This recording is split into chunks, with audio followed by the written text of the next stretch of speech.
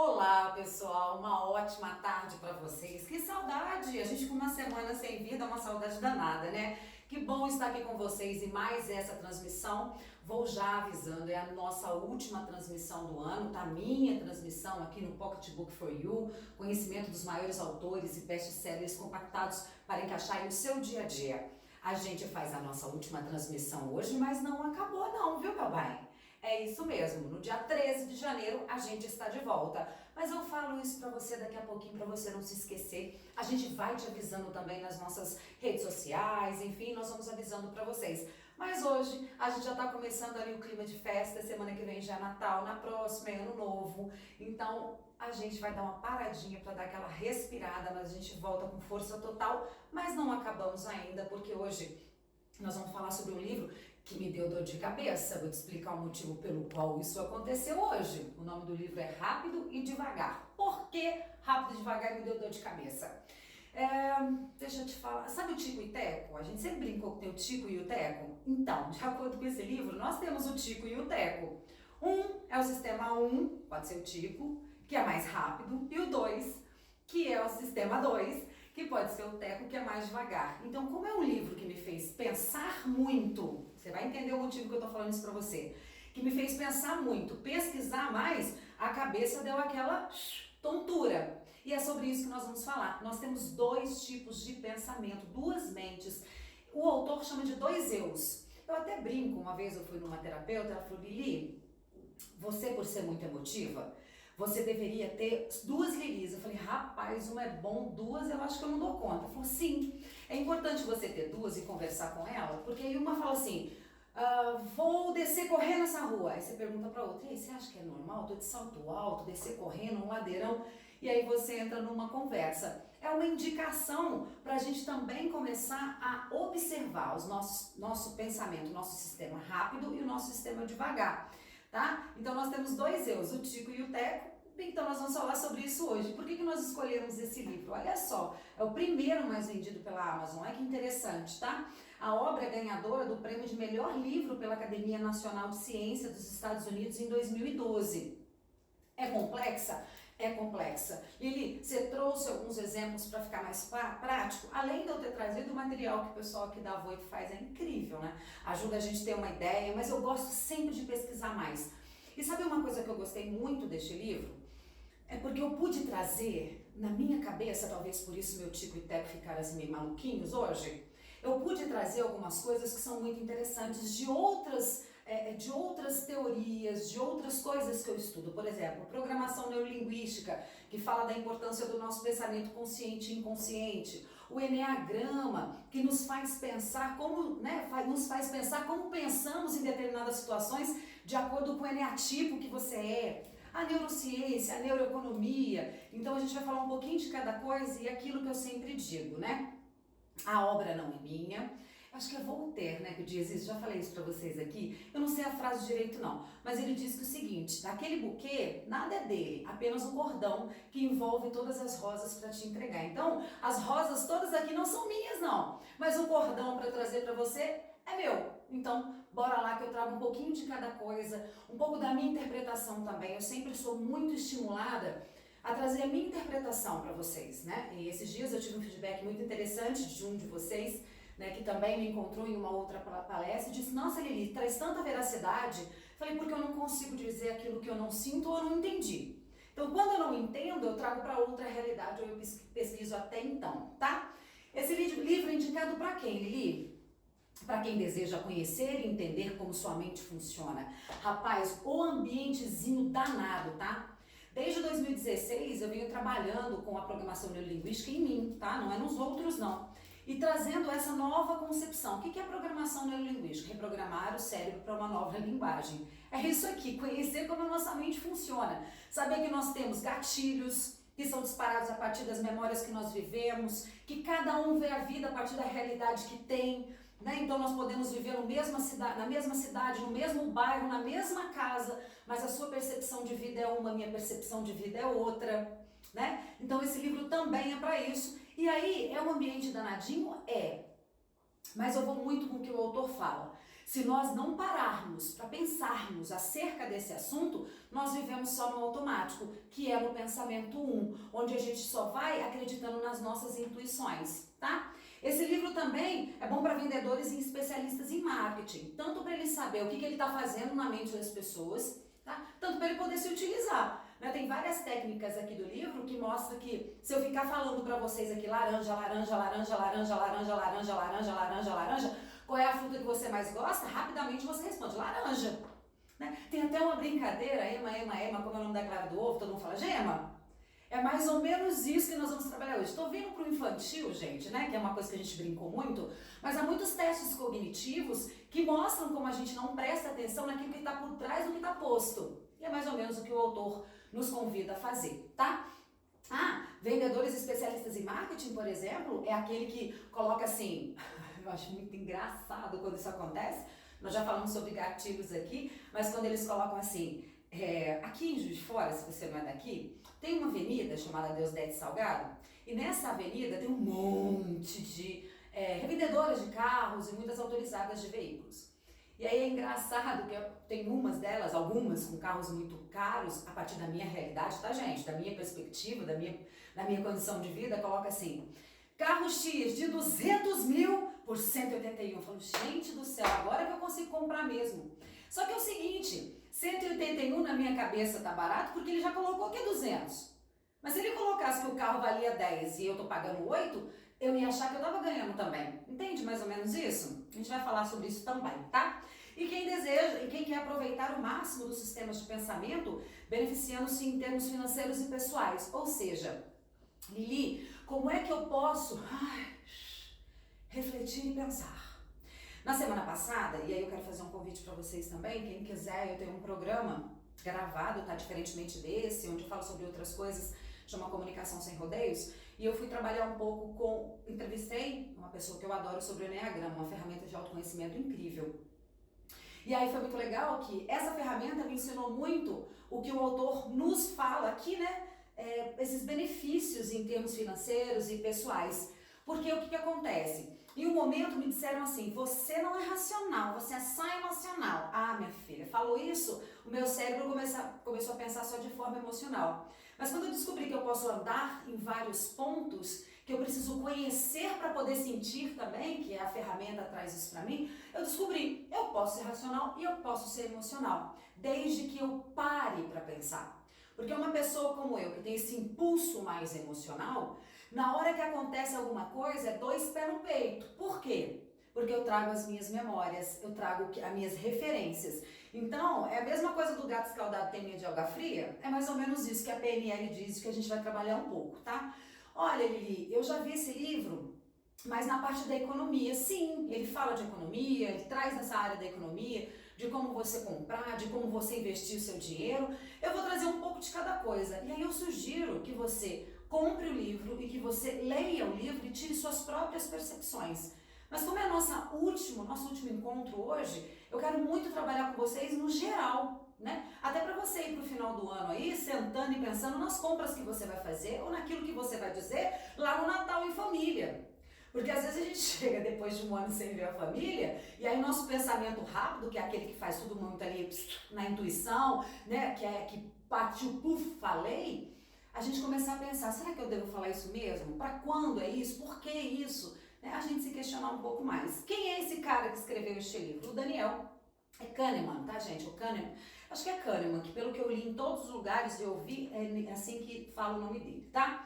Ele é considerado um dos maiores especialistas no ramo da economia comportamental, tá? Ele ganhou o Nobel de Economia, mas ele é da área do comportamento, certo? Com experiência na carreira acadêmica, professor, pesquisador, o israelense é formado especializado em psicologia, tá? Além de ter conhecimento científico e matemática. Então, assim, ele fala sobre economia comportamental. Há algumas críticas acerca dele? Claro, né? Por que não haveria de ter? Né? Que alguns psicólogos, alguns neurocientistas questionam o posicionamento dele, mas ele fez pesquisas e por ser pesquisador, ele colocou nesse livro e tem transformado aí a vida de algumas pessoas ou de muitas pessoas, certo? Então a gente vai trabalhar sobre ele porque a obra apresenta os entendimentos do autor sobre julgamento e tomada de decisão, baseados em descobertas no campo da psicologia. Ai, Jesus, Lili, julgamento. Outro dia, viu, gente? Outro dia eu fui dar uma palestra, fui falar sobre o julgamento e fui falar sobre as decisões que nós temos acerca do outro, né? Que o outro não nos faz mal e se nós deixamos que ele faça mal a gente a partir da reação que temos, da ação que ele nos faz. E foi uma confusão danada. Por quê? A interpretação da pessoa que ouviu, ela se sentiu julgada porque a dor que ela sentiu era tão grande do que tinha acontecido que ela sofreu. Entende? Porque ela julgou que aquilo que o outro fez foi exatamente para machucá-lo. É mais ou menos o que a gente vai trazer hoje, mas não tão emocional, tá? Pode ficar tranquilo. Mas vamos lá. Gente, principais assuntos tratados nessa obra. A mente opera por meio de dois sistemas, chamados Sistema 1, já falei sobre ele um pouquinho, mas já vou falar mais, tá? E o Sistema 2, que são acionados em diferentes momentos. Lili, eles podem andar juntos? Podem e devem, tá? Eles podem e devem.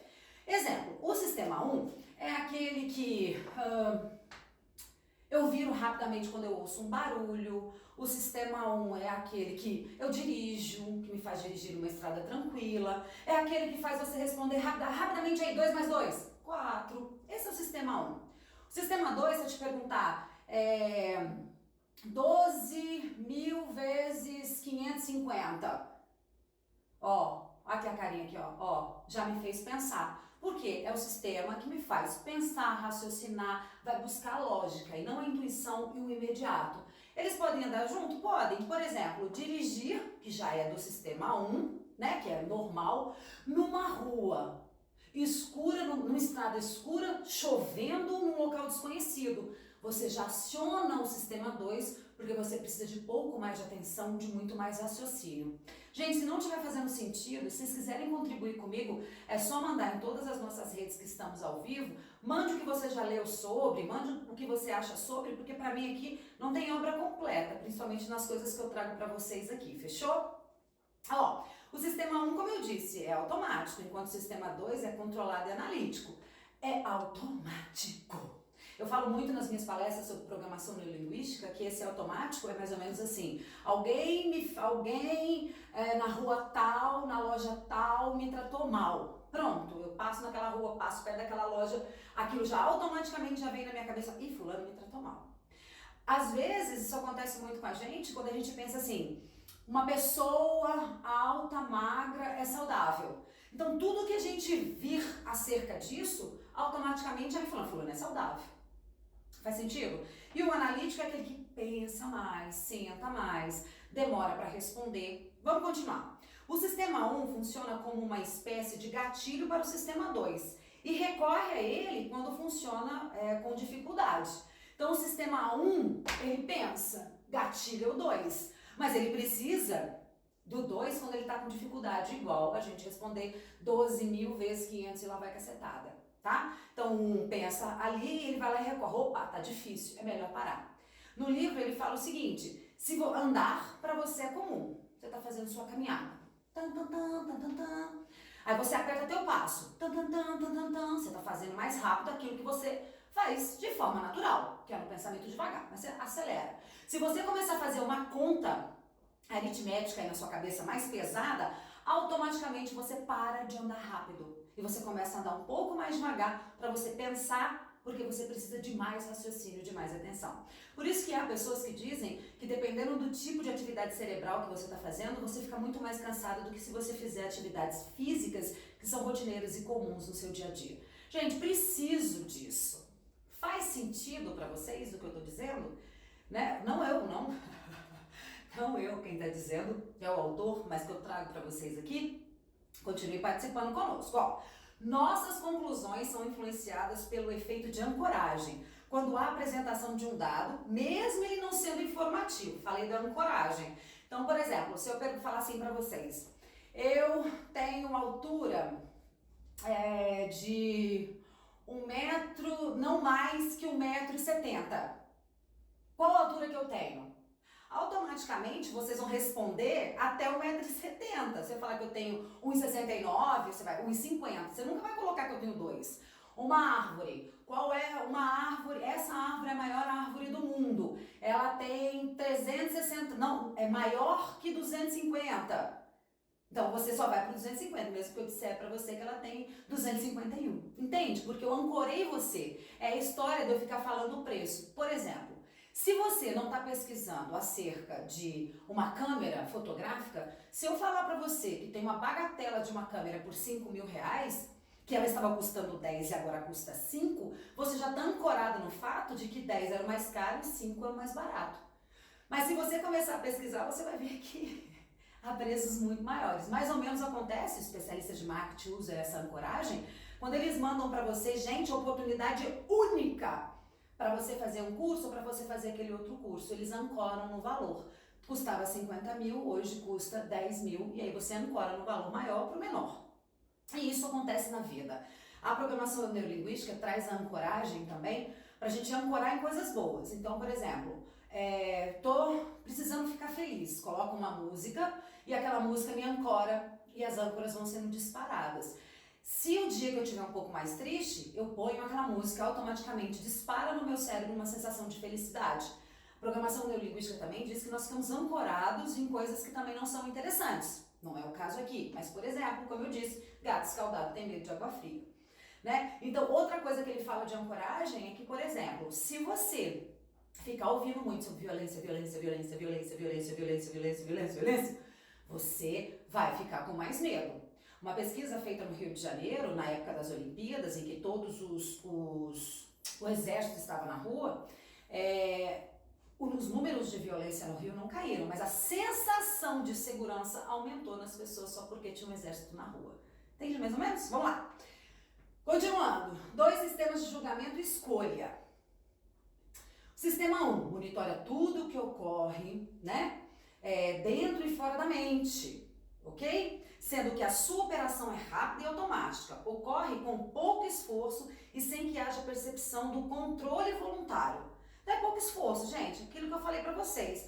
Detecção de qual objeto está mais longe, então eu consigo perceber que está mais longe de mim aqui, não é o microfone, é a câmera, né? A expressão, o olhar, a olhar uma imagem desagradável, né? Não gostei, que a gente fala na linguagem corporal, a gente não mente, a linguagem corporal, né? Então eu posso chegar aqui e ficar super triste porque tá um calor danado na sala e o pessoal perguntar, tá tudo bem? Eu falar, aham, ó o meu rosto. Né? Essa expressão e a percepção da hostilidade em uma voz. Né? Às vezes eu falo muito isso no não verbal e no verbal, né?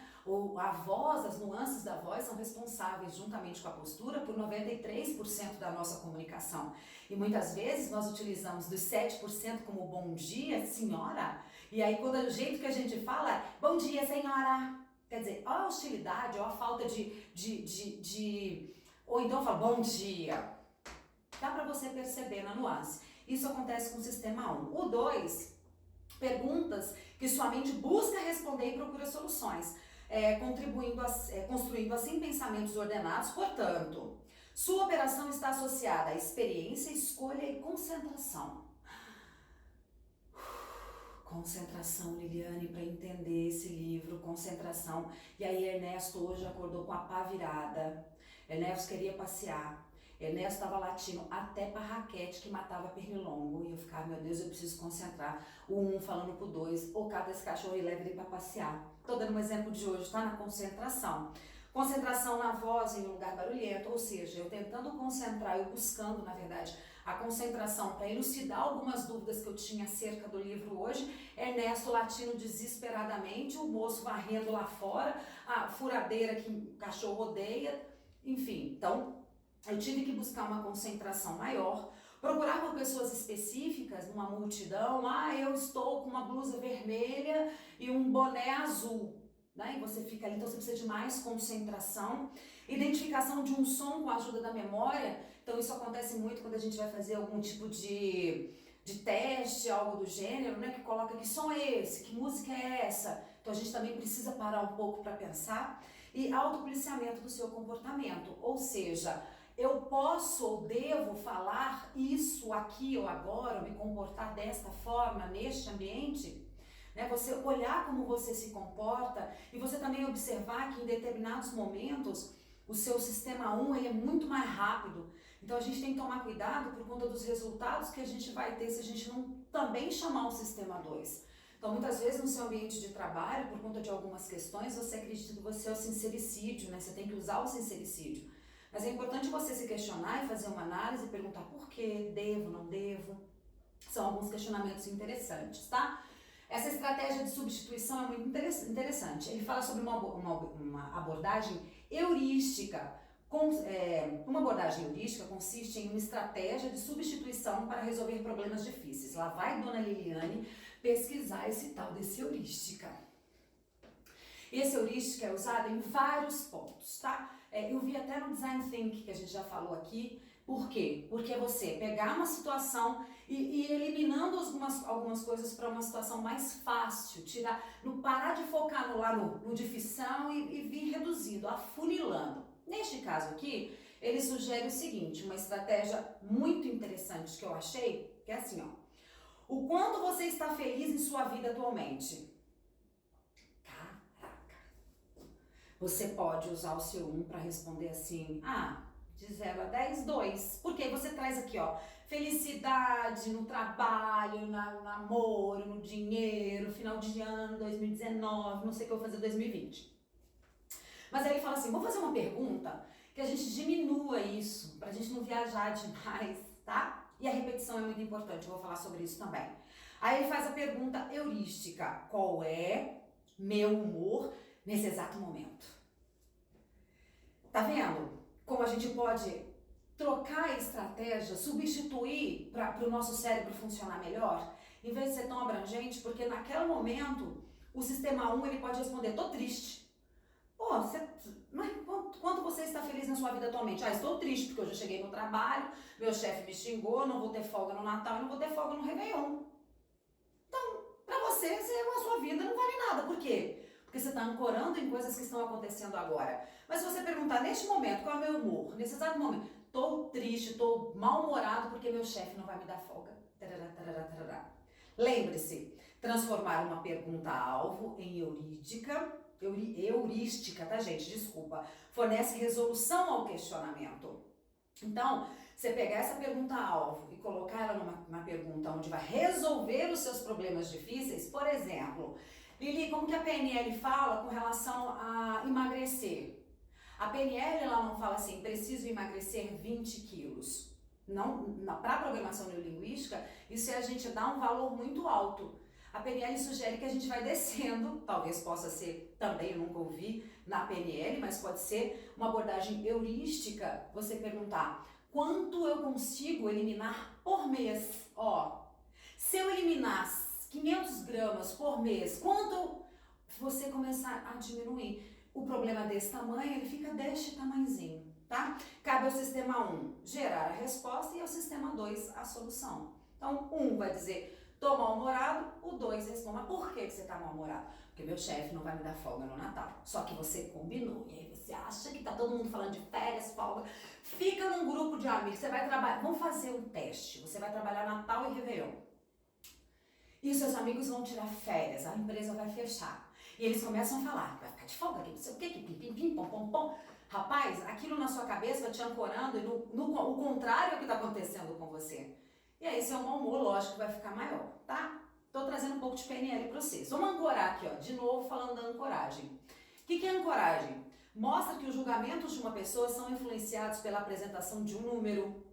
Então, para fugir da possibilidade de nos tornarmos pessoas que aceitam determinadas sugestões, o autor sugere focar a atenção e buscar na memória argumentos contra a âncora. Essa âncora que ele traz aqui pra gente é muito, muito interessante. Pra gente focar, gente, a gente tem o hábito de focar mais na mensagem do que na relevância, né? Então a gente não vê a relevância da mensagem. A gente mostrou aqui no livro Trabalhe 4 horas por semana, acho que foi isso, que ele sugere que a gente, principalmente com e-mails, estou falando mensagem, estou trazendo mensagem específica, né? Que a gente olhe lá no e-mail e fala assim, essa eu posso responder em 5 minutos, essa não vale nada, essa não presta. Mas a gente gasta 3 dias na mensagem e não vê exatamente sua relevância, tá? E aí o que afeta a sua capacidade de julgar aquilo. Mas ele diz o seguinte, aquilo que nós estávamos conversando, ele dá um exemplo de um supermercado que colocou um cartaz dizendo que limite de 12 por pessoa. Os clientes compraram em média o dobro da quantia obtida de quando não havia limite estabelecido. Por quê? Aqui a gente pode entrar com o gatilho da escassez. Então a gente pode... Você viu que eu estou fazendo uma miscelânea aqui de coisas, mas faz sentido até para a gente resumir o ano? O gatilho da escassez. Você vai lá desesperado. Black Friday. Tudo bem que agora tem muitos especialistas ajudando a gente a pensar na Black Friday, né? Mas a gente vai naquele desespero. Então, qual que é a ideia? Atenção. Na minha cabeça, eu já passei por isso antes. Pera. Deixa eu pensar se isso aqui não tem uma pegadinha. E aí, eu estava ouvindo alguns outros colegas que fazem também esse tipo de trabalho de resenha e tal. Infelizmente, o próprio autor diz que nós temos um pouquinho de preguiça de pensar, né? E aí sabe o que acontece com a gente? A gente cai nas esparrelas, né? Então a ideia aqui é que você busque na memória, se concentre e pense. Eu caí numa esparrela. Teve uma estratégia de marketing que ela já não existe mais, mas ela foi muito curta, até estudei sobre ela recentemente para falar com alguém aí que eu não me lembro quem. Que era assim, a pessoa não colocava o valor do produto, e sim só o frete. Não sei se vocês viram essa, já teve essa estratégia, né? Então colocava assim, 2 relógios. Não, você não paga os relógios, você só paga o frete. Ah, filho, eu vi lá, o frete era de R$90. Olha que louca! Mas eu fui mais nos 2 relógios gratuitos do que em pensar quanto que é um frete de São Paulo até aqui. Veja, gente, eu sei que o assunto é denso, mas eu não posso ficar aqui muito tempo. Mas eu quero muito que vocês entendam que o que eu trago é de uma verdade muito grande, tá? Talvez não seja muito profundo no livro, mas tem uma profundidade da minha busca e da minha pesquisa que é gigantesca, viu? Vocês podem confiar. Passado distorcido, adoro. Na PNL a gente chama de crenças. Vamos lá. Histórias distorcidas do passado podem moldar a sua visão de mundo e as expectativas para o futuro de uma pessoa. Porque ao acreditar que entende o passado, a pessoa conclui que é possível conhecer o futuro. Aqui, fulana de tal é uma pessoa muito ruim, não dá para conviver com ela não. Então eu já sei que ela não é uma pessoa legal. São as crenças que nós temos de acordo com a programação neurolinguística. Né? Crenças de que, por exemplo, o homem não presta, eu vou ser pobre o resto da vida, atendente de telemarketing não vale nada, todo mundo mente pra mim, os descontos são todos mentirosos. Esse passado distorcido, principalmente em economia, diz o autor, ele é muito perigoso, né? Porque se você tomou um tombo, você acha que você vai tomar tombo pro resto da vida. Se um sócio seu não foi legal, todos os sócios não são legais, né? Então, há um lembrete para você. Então, desconfie das crenças que tem acerca do que ocorreu no passado. Porque é a sua visão do que aconteceu. E às vezes não tem nada a ver com o fato. Entende mais ou menos? Cuidado com o que você pensa no passado. Sabe? Você tem que olhar, aqui ó, ele diz o seguinte, a outra qualidade é a experiência que você tem. Né? Essas são as experiências que você tem, as lições que você aprendeu, que é esse passado, só que se ele for distorcido, é onde você representa o seu presente e você vai representar o seu futuro. Então, observe quais são essas crenças que você tem acerca do que ocorreu no passado. E agora eu tô falando de questões pessoais. Vamos chegar aqui no final do ano agora, aqui ó, junto comigo aqui ó, todo mundo juntinho aqui ó, e vamos pensar quais foram as crenças que eu fiz de 2019. E olhe para ela e comece a desconfiar. 2019 foi um ano péssimo. Então 2020 é uma sequência. Ano X é assim, ano Y é aquilo outro. Se aconteceu isso esse ano que vem vai ser a mesma coisa. Comece a desconfiar e comece a perceber que você pode mudar isso. Você pode começar a ver a vida a partir de uma outra experiência.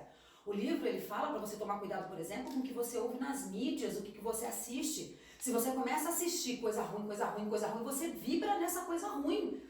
Não tem como você começar a ver que tem violência, que tá todo mundo morrendo, que tá todo mundo matando, que tá todo mundo não sei o quê, e você sair de casa feliz da vida.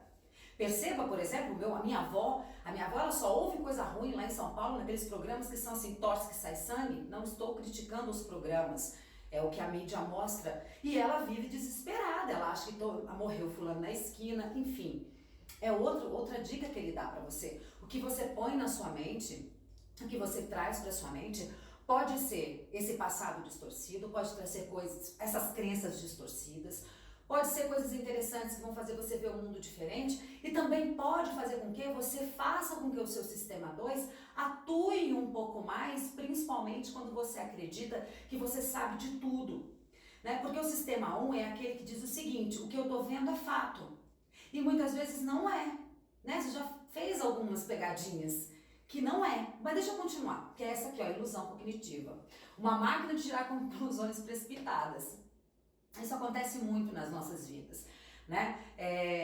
No nosso dia a dia, eu falo muito pra gente tomar muito cuidado com o nosso verbal e o nosso não verbal, principalmente em atendimento, porque é o sistema 1 que muitas vezes está atuando ali no cliente naquela hora. Então, se por exemplo, o cliente entra na tua loja e você está fazendo uma careta para tua colega, mesmo na brincadeira, automaticamente, se o cliente focar em você e viu esse não verbal, é uma máquina de conclusões precipitadas. Ele está entrando com aquilo que é rápido, eu vou comprar. E aí ele já diz: ih, olha lá, tá me tratando mal. Gente, não é o que o autor traz, tá? É o que eu estou trazendo a partir da minha experiência de outras ferramentas, tá? Vantagem: quando tem chance de estarem certas, poupam tempo e esforço. Que bom, então tô certa, 2 mais 2, 4. Ai, parei de discutir com o João que acha que é 9.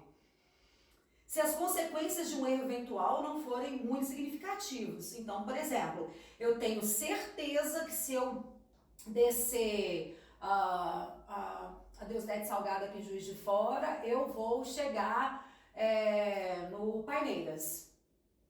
Bom, eu vou errar um pouquinho, porque na verdade se eu descer a Deus Dete Salgado e não pegar outra, eu não chego no Paineiras. Mas enfim, o erro não é tão grande, porque na hora que eu chegar no meio do caminho, eu vou ver o shopping, vou saber que tem que subir, partiu feroz. Já deu certo, tá? Desvantagens: situações em que há coisas importantes em jogo, a falta de tempo representa um risco. Então, a gente sugere que você vá lá em cima e busque o sistema 2. Aprender a perceber as situações em que erros são prováveis e se esforçar para evitar os grandes equívocos nas ocasiões importantes. Eu, por exemplo, falo para caramba. Então, muitas vezes, eu tenho que ter um esforço gigantesco para não dar minhas opiniões, principalmente em alguns ambientes em que eu sei que ali não vai ser bem visto ou bem aceito aquilo que eu digo. Temos uma participação aqui. Gente, eu preciso ir embora, vocês podem parar com essas graças de vocês aí. A Monique diz: a convivência com pessoas pessimistas também nos influenciam bastante. Eu sou a média das 5 pessoas com quem me relaciono. Monique, eu estava conversando esse final de semana com umas amigas, e eu estava dizendo exatamente isso. Nós somos contagiados e contagiantes, né? Como é que você quer que você faça isso? É o que eu estou dizendo, é o que o autor diz. A sua mente, ela vai absorver se você ficar falando laranja, laranja, laranja, laranja, laranja, automaticamente laranja vai ser a fruta que você vai chupar depois do almoço, você vai querer chupar uma laranja. É o que acontece nas propagandas, né? A gente fica falando X coisas na sua cabeça e aí você aceita aquilo como um fato e você quer aquilo, tá? Deixa eu correr, gente. Escolhas. Teoria da perspectiva. Uma escolha sempre carrega algum grau de incerteza. Dessa forma, pessoas tornam-se favoráveis ao risco quando todas as outras opções são ruins. Bom, se você não sabe para onde ir, qualquer caminho serve, né? A gente já falou sobre isso. Então, uma escolha sempre carrega algum grau de incerteza. Desta forma, a pessoa torna-se favoráveis ao risco quando todas as outras opções são ruins. Então, tudo é ruim na sua cabeça, uma única opção daquela escolha é bom para você. Então, há 3 características cognitivas do sistema 1. Avaliação depende de um ponto de referência e costuma ser a situação atual, mas pode ser o resultado esperado. Então, avalie, preste atenção. Sensibilidade decrescente, diferença subjetiva, que o mesmo valor pode ter em diferentes situações. Olha só! Diferença subjetiva que tem o mesmo valor, que o mesmo valor pode ter em situações diferentes. Então, se eu te perguntar se você quer ganhar 1.000, se você prefere ganhar, se você tem 1.000, você prefere ganhar 1.000 ou perder 1.100, lógico que nenhum dos dois você vai escolher. Mas se eu trocar o jeito de falar isso para você, com certeza, por exemplo, uma situação. Se você vai ao médico E aí eu falo pra você o seguinte, você tem 10% de chance de viver. Você sofre pra caramba. Mas se eu falar a mesma coisa, você tem 9% de chance, 90% de chance de viver. Mas se eu falar 10% de chance de morrer, sofrendo. Então eu prefiro dizer o contrário, não é melhor? Olha, você tem 90% de chance de sobrevivência, em vez de dizer pra você 10% de chance de morrer. Olha que situação como a gente faz na nossa cabeça, né? E a versão à perda. Perda tem um peso maior do que os ganhos. É aquilo que eu te falei, a gente já conversou sobre isso aqui. Nosso cérebro tem uma mania infeliz, nós temos uma mania infeliz de vermos sempre o negativo, não queremos perder, não queremos perder, não queremos perder. Por isso que muitas vezes perdemos. E ainda ele fala de uma situação aqui, só para eu concluir, que essa versão à perda, muitas vezes, por exemplo, você vai ao cinema, o filme é horrível, mas você fica lá só porque você já pagou. Você está no relacionamento, o relacionamento é péssimo, mas você já está lá porque você já conhece. Você está no emprego que você está extremamente feliz, mas você já está lá porque você já comprou um celular que você precisa pagar com aquilo ali. É o medo da perda, mesmo que a situação já esteja perdida. Gente, sobre o bem-estar. Ele fala o método de reconstrução do dia. Consiste em perceber que algumas pessoas passam o dia todo sem viver um momento desagradável, mas outras têm alguma aflição emocional durante todo o dia. Através dessa análise, algumas conclusões foram feitas. O humor depende mais do momento do que dos fatores alheios da pessoa, no momento que ela está, tá? E essa é o mais importante. O estado emocional de alguém é muito determinado pelo objeto de sua atenção no momento. Qual é o seu foco? Onde você está focando? Você está focando no copo menos cheio ou no copo vazio, né? Que está ali no mesmo tamanho, mas seu foco é que ele está menos cheio. Ou você está focando que está quase cheio. É isso que ele quer que a gente comece a pensar. A gente começa a mudar esse mindset, tá? Para encerrar, você pode aplicar na sua vida. Um sistema alimenta o outro. As impressões e sentimentos gerados pelo sistema 1 podem ser assegurados pelo sistema 2. Observe o que você anda sentindo, observe o que você anda falando, observe como você quer se sentir. Para não ficar à mercê das sugestões, dos efeitos da ancoragem do dia a dia, trabalhe a mente para buscar argumentos contra a âncora em questão. Leia mais, procure mais, pesquise mais. Pare de reforçar padrões de comportamentos que você acredita que é o certo para toda a vida. Nossa, só é assim que funciona, porque a mente 1 ela vai trabalhar o sistema 1 dessa forma. É só assim que funciona. Busque novas alternativas, sei lá, né? Às vezes eu tenho essa coisa de ser muito firme no que eu falo, mas vamos conversar. Eu ouvi uma vez, eu não lembro de quem foi, talvez foi do Karnal, ele diz o seguinte, entre o sim e o não, ultimamente eu tenho olhado muito pro talvez. Talvez é o meio termo ali que possa me fazer enxergar formas diferentes de olhar o outro, de perceber a vida. Aprenda a anotar os casos em que erros são prováveis e se esforce para evitar os grandes equívocos em momentos importantes. Bom, desconfie das intuições automáticas e das conclusões precipitadas que a mente prontamente sugere. Pare e pense. Pare, olhe, depois siga, tá bom? Igual tem lá no trem. Desconfie das crenças que tem acerca do que ocorreu no passado. O que ocorreu no passado não significa que precisa ocorrer agora e nem vai ser o determinante para o seu futuro. Você pode mudar isso, principalmente aqui. O que você está pensando? Não confie em uma convicção muito subjetiva, com indício de precisão sobre algo, a não ser que seja um especialista. E seja assim, preciso. Cuidado dessas convicções. Use as perguntas, minimize. Bom, gente, sugiro que vocês... falei bastante hoje, né? Mas tinha 21 slides, tá? Eu espero que vocês tenham gostado. Eu estou muito feliz de estar fazendo parte desse trabalho com vocês. Não precisa acabar por aqui. Você pode, entrar lá no youtube.com/Grupo Voito, se inscrever na nossa página no YouTube, ativar o sininho de notificação. Assim você vai ficar sabendo toda vez que a gente estiver ao vivo, tiver um conteúdo novo, tá? Outra coisa, foi muito bom passar esse ano aqui com vocês. Fico muito feliz de estar aqui. Eu quero desejar a vocês um Feliz Natal, um ano de 2020 repleto de muito conhecimento e autoconhecimento e da certeza de que nós podemos mudar a nós mesmos. Seu mundo muda quando você escolhe mudar. Então eu tenho certeza que quem está aqui comigo é porque quer aprender mais, assim como eu todos os dias. Então eu te espero no dia 13 de janeiro, eu estou de volta, tá? A gente vai avisando pra vocês. Muito, muito, muito obrigada por tudo e até dia 13. Beijo, beijo, aproveitem!